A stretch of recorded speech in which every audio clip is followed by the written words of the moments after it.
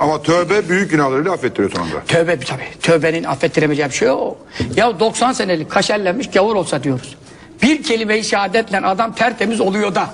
Bu 40 senelik Müslüman zaten, 80 senelik. Niye bu laf olmayacak ya? Gavura özel muamele mi var? Müslümana niye affetmiyoruz yani? Allah Allah. Ya şimdi adam gavur Müslüman oluyor, anadan doğmuş gibi oluyor. Hadis var. Tevbede de var bu.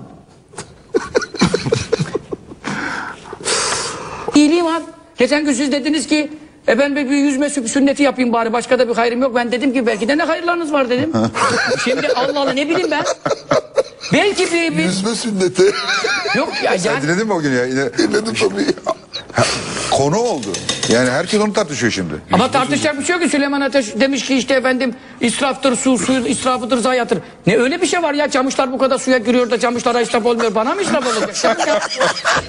Allah Allah. Nereden bunları çıkarıyorlar ya?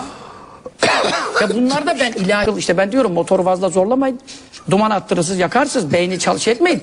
Bunu inanacaksın, kapatacaksın bu konuyu. Yani şimdi bunu illa bu nasıl sonsuzluk oluyor? Bunu akıl almıyor. İdraki mali. İdraki mali bu küçük akla gerekmez. Zira bu terazi bu kadar sikleti çekmez diyor. Yani diyorum sen patates çuvalını götür kurumcu terazisinin üzerine koyduğun zaman da tezgaha da indirirsin aşağı. Lüzum yok bunları tartışma. İnanıyor, inanmıyorsan da inanma. Allah diyor femen şafeliyor. Femen şafeliyor. İsteyen inansın, isteyen inanmasın. Burada sana özgürlük vermiş. Ama ahirete gittin mi isteyen cennete, isteyen cehenneme demiyor tabii. Orada inanan cennete diyor. Şimdi burada bir özgürlük var. Ben diyorum ya niye öyle diyorsun diyorlar. İnanmama özgürlüğü var niye diyorsun? Ya günah yapma özgürlüğü de var diyorum. Ya niye öyle diyorsun diyor. Ya Allah vermiş diyorum ya. Femen şafeliyor ve men şafeliyor. İsteyen. Ama diyor küfredersen sonunda da cehennem var. Orada da diyor sana isteyen böyle buraya gitsin demeyeceğim. Mecbur istikamet. Cehenneme zümera diyor. Şimdi biz bunu anlatıyoruz. Murat kırılıyor gülmekten bu arada. Ben de gülebilir tabii. Şimdi Üslup çok güzel. cennete günde 24 bin nefes alıyoruz. İçeri giren dışarı çıkanı bir sayarsan. Ayrı sayarsan 48 bine gidiyor. Normal nefes alan astım mastımsa başka. Şimdi bu kadar bir nefesin alırken kimse yorulmuyor. Uyurken bile canım çıktı nefes almaktan diyen yok yani. Ha şimdi fakat zikirde öyle değil. 300 Allah de diyorsun, adamın uykusu gelmeye başlıyor. Hiç uykusu gelmeyenlere tavsiye ediyorum. Ya bir cüz Kur'an okusun ya 1000 Allah desin kesin uyur. Şeytan hemen geliyor uyutuyor. Adamca uyuyamıyorum 20 senedir. Kardeşim filmler seni uyutur mu o filmden o filme şeytan seni dolaştırıyor. Sen bir zikir yapma bak bakalım nasıl uyuyorsun. Çünkü şeytan bir bakıyor zarar fazla diyor uyanık durmasında. Bu sefer uyutuyor. İslam'da ibadet 1'e 10, günah 1'e 1. Bunu Miraç gecesinde aldı. 1'e 10 sevapta. Günahta 1'e 1. Fakat diyor o 1'e 1'de de diyor tevbe ederse silerim. Silmekle kalmam. Tevbesinde sebat ederse sevaba çeviririm. Yübeddilullah seyyatim hasenat. Günahlarını da sevaba çeviririm diyor.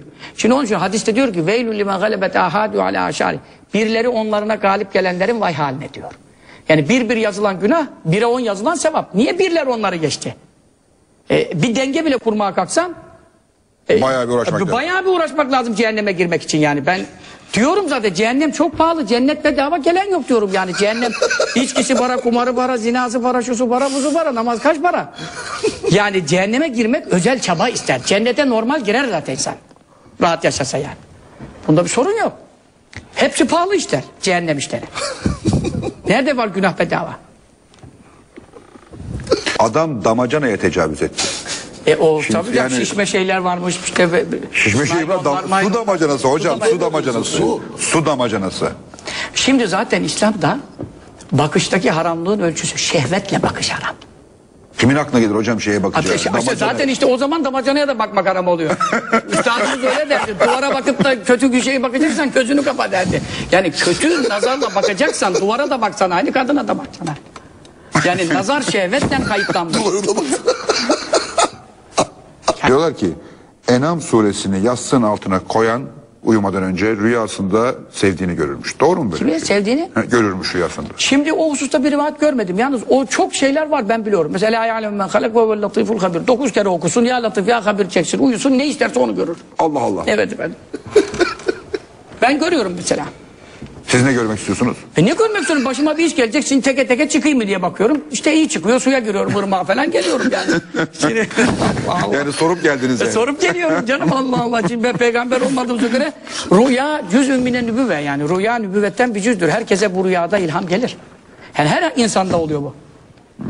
Ama Bazı o dedi, kötü rüyalar da var ama. İstihare o dedi ya. İstihare ederler. İstihare o tabii. Onun başı da var öncesi de. Nasıl o? Namazı var, işte duası Tabii var canım, ama yani alıp çeşitleri okuyup de var. Yatacak değil. Çeşitleri de var.